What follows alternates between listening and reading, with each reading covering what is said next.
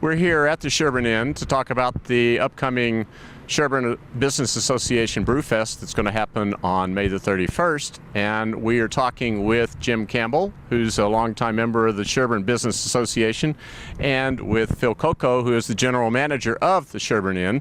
And we're going to ask them a number of questions about the upcoming Brewfest. What we've done is receive a number of tweets here asking questions, and I'll go down the list of some of the questions we've received, such as the first question is, what is a summer Brewfest? Jim, maybe you can handle it. Sure. A Brewfest is an event held in the community to raise money for our association. We'll get to that in a minute, but essentially it's an evening of fun where couples come or individuals come and they sample brews from different microbreweries using a little mug like this that we hand out.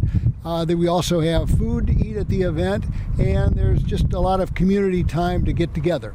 And so when and where will you hold this Brewfest this year? Will be held right here at the Sherborn Inn. In fact, the patio we're sitting on right now will be covered with a tent.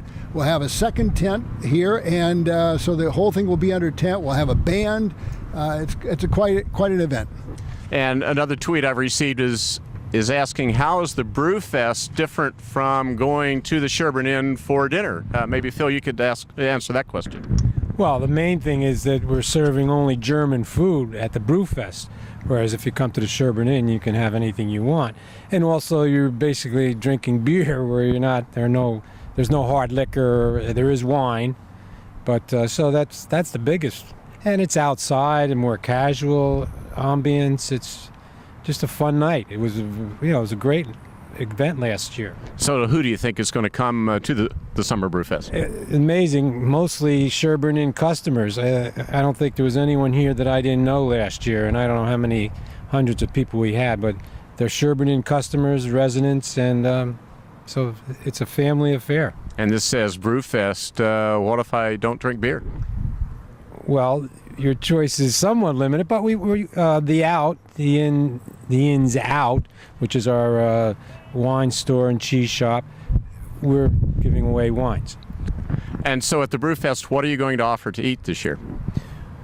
Well, as last year we had knockwurst, bratwurst, we had pulled sauerbraten, we had Bavarian chicken, and sauerkraut, and we haven't really finalized the menu. The chef and I are still trying to come to agreement on but there will be a few other items.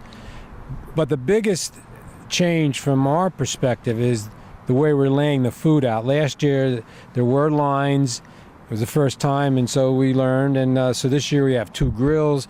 We'll be feeding from two sides, so there may be still a small wait, but not anything like last year. We hope there are a lot of people here, and what happens, I guess it's a rain or shine this year, is that right? Well, we have the association has purchased an extra tent, so even if it rains, sure, it will be challenged. We won't be able to cover the grills, or that presents a problem, but it'll happen. The rain will not quench our thirst for a successful evening. If it rains, we'll become very good friends under the tent. Is that the idea? So another question here. Why did the Sherborn Business Association decide to hold its first Brewfest last year? Jim? Well, individual businesses in town, and there are some 50 of them in this, often sponsor events. They play bills, supporting things. The Sherborn Inn is big on that. But as an association, we had never done anything, and in fact, we were challenged by a selectman who said, "What have you done for the town lately?" And so this was a couple years ago, so we decided we'd hold this Brewfest as a fundraiser. So in fact, we could use it to benefit educational and civic projects in the town. So next question, how is the membership of the SBA, the Sherborn Business Association, involved in putting on the Brewfest? It's a partnership, really, with the staff at the inn. They really take the lead in terms of a lot of the planning, but we do a lot of the table work. We help set up, we keep the refreshments filled, we clean up, we handle the parking, so there's a lot of our members get involved. I think there were at least 20 of them involved last year. And one of the tweets, yeah. I think it should be pointed out too. Ed Rose is the guiding force, really. I mean, this basically came from Ed, and he's the one who made it happen. He spends a lot of time, and you know, he should get some acknowledgement. Very good. Another tweet here. So, what do you do with the money you raised last year? Okay, last year we raised almost $10,000, and what we did is we advertised to the different town organizations the fact we were looking for projects. Had a detailed form for them to fill out. Had a committee to evaluate them. And gave away $8,500, I think, to 7 projects we had, but we never really filled the demand. We had, I think, 14 projects totaling about 4 times that much money. So there's a real need there, and we were able to satisfy some of it. Okay, so where can I get the tickets, and how much are they? And give me the date again. Okay, the tickets are $25 if you buy them in advance, and you can buy them at a number of businesses along Main Street. You'll see a sign in the window that advertising the tickets for sale. Again, $25 a piece. And again, I want to mention this is adults only, obviously, 21 and older. But if you wait till the night of the event, they're available for $30 a ticket. So it pays to buy them in advance. And I think something we haven't mentioned so far, there's a live band involved in this? That's correct. We have a 2-person band that we had last year, very popular. We had a lot of dancing that went on toward the end of the evening. So people had a great time. Some of the people showed up in German costumes, but others just in street clothes and have a great time. That sounds wonderful. I'm all in. I think it's going to be great, and we'll look forward to being here on that night. Sounds good. Thank you very much. Thank you. Well, good morning. We're here with Sam Abbey. Hi, Sam. How are you? Good, how are you? Doing fine, thank you. We're here with Jack's Abbey with Sam to explore a little bit about what you're doing here with the beer and what is this here? What are we looking at here? So we're standing on the brew house right here. This is our big control panel. This controls everything that's going on in these 2 tanks. This is where we mix all of our ingredients. There's basically a full 12-hour day of mixing ingredients.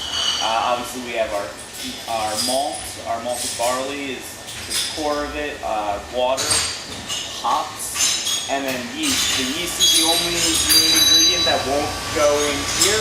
That'll get pitched into one of our fermentation tanks. And so your fermentation tanks, then you ferment the beer for how long?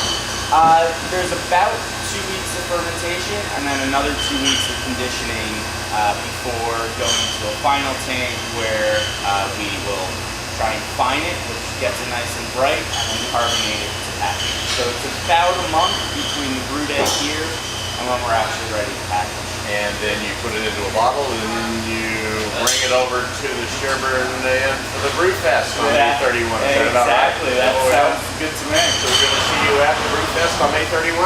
Oh yeah. Very good. We'll look forward to that. Good. Thank you, Sam. Thank you.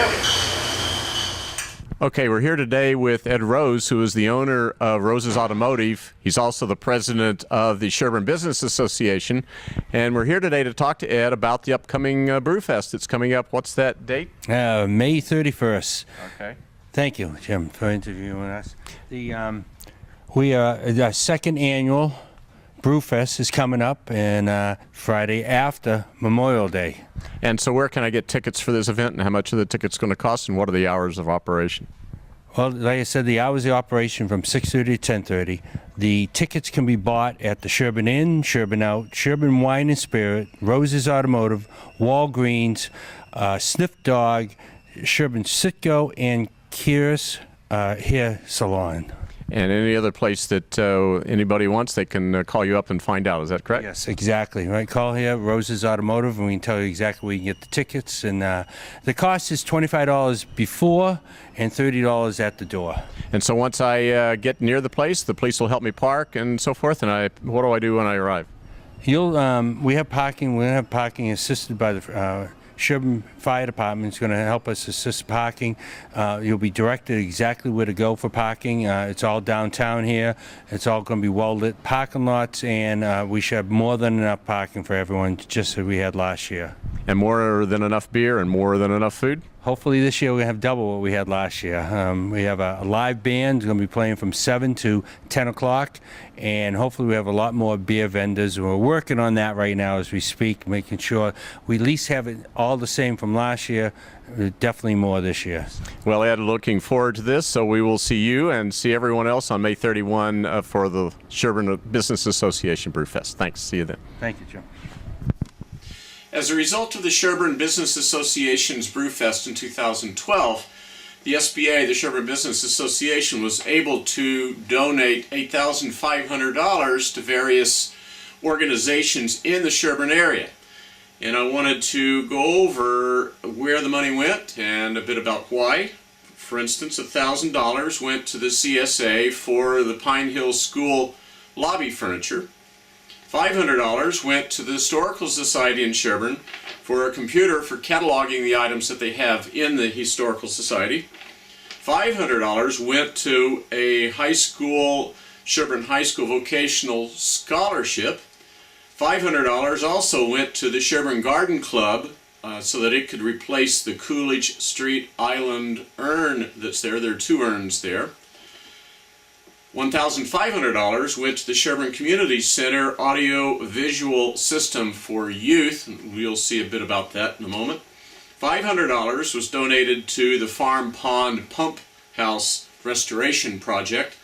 And $4,000 went toward a flashing crosswalk that would be located on Main Street if further funds are forthcoming. This is in sponsorship with the Traffic Safety and Disability Committees in Sherborn. So these are places where the funds have gone because of the Brewfest last year. So let's go meet some of the recipients and hear their stories.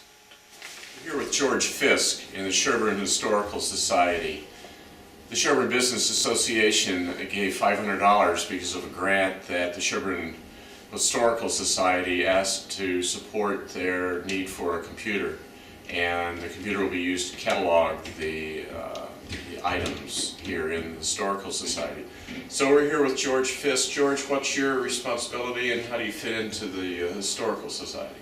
Well, I currently serve as president of the Historical Society and have for the last several years. Been a member for some time, and having grown up here in Sherborn, have a particular interest in the historic history of Sherborn. So how long has this Historical Society been here? The Historical Society is celebrating this year its 100th anniversary as a society in Sherborn. It's been located in the lower level of the town hall where we are now for probably the last 20 years or so. And once upon a time was located in the basement of the old town hall, the old Douse Library, which many of you may know, which became the Peace Abbey and Life Experience School. And so you're in the midst of cataloging all the items that are here? Well, the money that we were fortunate enough to get from the Sherborn Business Association did allow us to move ahead, get a new computer system, and we also have some new software, and that's allowing us to catalog the various items that you see here in the museum. It's a terrific benefit to us. Really going to make life a lot easier. We're going to be working with students at Simmons College who are going to be helping us with inputting a lot of the data. It really is going to help us enormously. It sounds like then that the Sherborn Brewfest, which is what we were talking about today, is that that helps to fund items here, and if we could help to do that a bit more, we'd be more than happy to do that. We would be delighted. We're very appreciative of what the Business Association has done through the Brewfest. Not only for the Historical Society, but for a number of other organizations in town. It's been just terrific. It's a fascinating place. Can you tell us a little bit about what you have down here? Is it categorized by time, by type of item? Can you give us an idea of what you have here? Well, it really is a variety. What we have attempted to do here at the museum is to collect things that have particular historic significance to the town of Sherborn. We are offered from time to time various items, and we're always willing to take a look-see, but our space is somewhat limited, so we do try very hard to have items here that have particular relationship to Sherborn. And we would also encourage people to attend. We are typically open on Mondays from 10 in the morning until 2 in the afternoon, or by appointment. And do you have an idea of perhaps the oldest item that you have here in the collection? I don't. I would need to ask our curator and historian, Betsy Johnson, Okay. who I think probably could help us with Okay. that. We did recently receive a very interesting quilt from the Gray family, which dates back to, I believe, 1847, and was prepared by the women of the church, the Unitarian Church back then. It's been in the Gray family since, and we're fortunate to be the recipients of that. Do you have a particular item or set of items that is intriguing most for you, that you feel is something? Well, for me, I tend to be more interested in looking back through old photographs and records that we have, documents that we have in our office, and those are the things that I find of particular appeal, and some of the old diaries that we've been able to acquire from early Sherborn residents. And I'm seeing some gowns that are here, and some radio equipment, and an old typewriter, and some baby carriage, and Yeah, we have a display. We actually sort of with the cameras. We have a series of cameras that we have a collection that represent different periods of time. The other thing that we have done, which has been well received, if you're on the first or second floor of the town office, there are display cabinets, and periodically we have new displays that go up. We have one on dairy farming. We have one going up shortly on the history of the Boston Post cane, which is given from time to time to the oldest living resident of the town. And there are various and other exhibits up there. I will qualify shortly, I hope. Well, we'll see. I see also some spinning equipment, Spinning wheels. Spinning Yeah, wheels. yeah, quite a variety. some And, books. There's lots to see, and we do rely largely on Betsy Johnson as our curator to work with us in identifying all of the items that we have. A lot of cataloging still needs to be done, and with the help of the new computer, we should be able to make good progress. And how do you look for items to be donated? I think that's more word of mouth. We're not so much out there looking for items, but we have them offered to us from time to time. We also have people who make inquiries on family genealogy, and so that takes time, but it's quite interesting, and I think people get a lot out of that. Well, this is a fascinating place, and we wish you the best. So. Well, again, we thank the Business Association for their support, and we encourage people to come visit us. George, thank you very much. Thank you, Look Jim, forward very to much. helping you more. Thank you. Bet. Okay, we're here today with Frank Hook at the Sherborn Community Center to find out what Frank is doing with the Sherborn Community Center with a grant from the Sherborn Business Association for $1,500. So Frank, can you tell us a bit about what has been done with the $1,500 with the Sherborn Community Center? Well, Jim, thank you for asking the question. We are very grateful to the Sherborn Business Association for that grant of $1,500. What we've done with the funds is we've actually acquired some equipment for the building that can help with our youth programs, and that is specifically our elementary, middle school, and high school programs. Over this last year, our predominant function with the equipment has been to show movies for Friday Night at the Movies.